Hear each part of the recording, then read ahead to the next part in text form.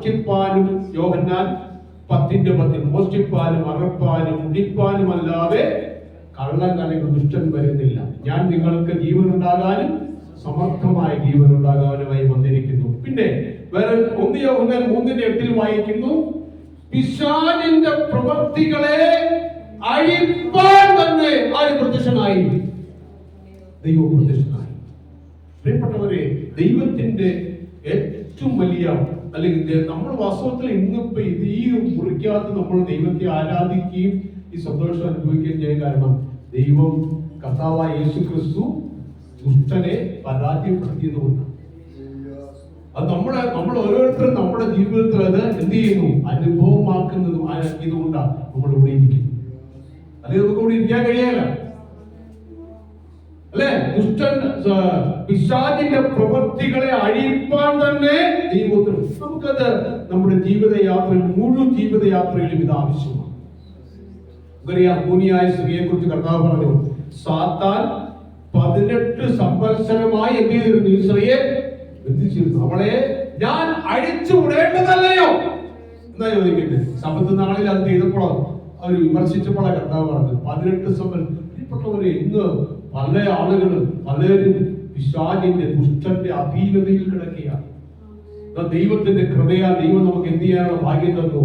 ആ ദുഷ്ടന്റെ കൂരികളെ, കെട്ടുകളെ പൊട്ടിച്ച് അല്ലെ കർത്താവിന്റെ കൃപയിലേക്ക് വരുവാൻ, അതിനെ അതിജീവിച്ച ദൈവം നമുക്ക് ആ കൃപ തന്നതുകൊണ്ട് നമുക്ക് സാധിക്കുന്നത്.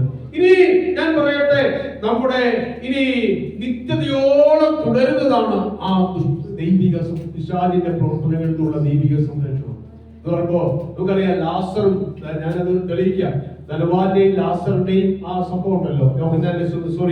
ലൂക്കോസ് 16-ാം അധ്യായത്തിൽ വിവരിക്കുന്നു.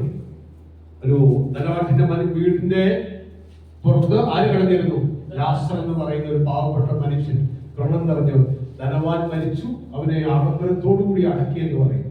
വലിയ പ്രമുഖന്മാരൊക്കെ, മദ്രാച്ചന്മാരും വലിയ മന്ത്രിമാരും ഉന്നതരായിട്ടുള്ള ആളുകൾ. പക്ഷെ ലാസർ മരിച്ചു, അവനെ അടക്കിയതായിട്ട് പറയുന്നില്ല. പക്ഷേ നമ്മൾ അടുത്ത വാക്യം എന്താ വായിക്കുന്നത്? ആ ലാസറിനെ എങ്ങോട്ട് കൊണ്ടുപോയി? അടുത്ത വാക്യമുണ്ട്, ലാസർ മരിച്ചു, ദൂതന്മാർ അവനെ, ദൂതന്മാർ എസ്കോർട്ട് ചെയ്തുകൊണ്ടാണ് അവരെ അബ്രഹാമിന്റെ പർദീസയിലേക്ക് എടുത്തുകൊണ്ട് പോയത്. അവന്റെ ആത്മാവിനെ എസ്കോർട്ട് ചെയ്ത് കൊണ്ടുപോയി. ഞാൻ പറയുന്നു, ഞാൻ തെളിവായി പറയുകയാണ് പ്രിയപ്പെട്ടവരെ, ഒരു ഭക്തൻ മരിക്കുമ്പോൾ പോലും, ഒരു ഭക്തൻ മരിക്കുമ്പോൾ അവന്റെ ആത്മാവിനെ ആര് എസ്കോർട്ട് ചെയ്ത് കൊണ്ടുപോകുന്നു? ദൂതന്മാർ എസ്കോർട്ട് എന്ന് പറഞ്ഞാൽ ഇരുവശത്ത് നിന്നും ദൂതന്മാർ. ഞാൻ ഒന്ന് പറയാൻ കാരണം എസ്കോർട്ട് ചെയ്യുന്ന ദൂതൻ കൊണ്ടുപോയി എന്നല്ല പറയുന്നത്. അവിടെ എന്താ? ദൂതന്മാർ, ഒന്നിലധികം ദൂതന്മാർ സംരക്ഷണം ഒരുക്കി അവരെ അബ്രഹാമി മടിയിലേക്ക് അല്ലെങ്കിൽ പർദീസയിലേക്ക്, പ്രത്യേക സ്ഥലത്തേക്ക് അവരെ ദൈവിക സംരക്ഷണത്തിന്റെ വലയത്തിലേക്ക് അവരെ കൊണ്ടുപോകും. അപ്പൊ പ്രിയപ്പെട്ടവരെ, ദൈവം നമുക്ക് തരുന്ന ഡിവൈൻ പ്രൊട്ടക്ഷൻ, ഒന്നാമത്തെ ഞാൻ പറയട്ടെ, പിശാചിന്റെ ബന്ധനത്തിൽ അല്ലെങ്കിൽ ദുഷ്ടന്റെ പിടിയിൽ നിന്ന് ദൈവം നമുക്ക് സംരക്ഷണം തരും. അവൻ നമ്മെ സൂക്ഷിക്കുന്നു. അത് ഏറ്റവും വലിയൊരു സംരക്ഷണമാണ്. നമ്മുടെ എല്ലാ ജീവിത യാത്രയിലും ഈ സംരക്ഷണം നമുക്ക് ആവശ്യമില്ല. ലേഖനത്തിൽ പൗലോസ് പറഞ്ഞത്, അവൻ നിങ്ങളെ എന്ത് ചെയ്യുന്നു?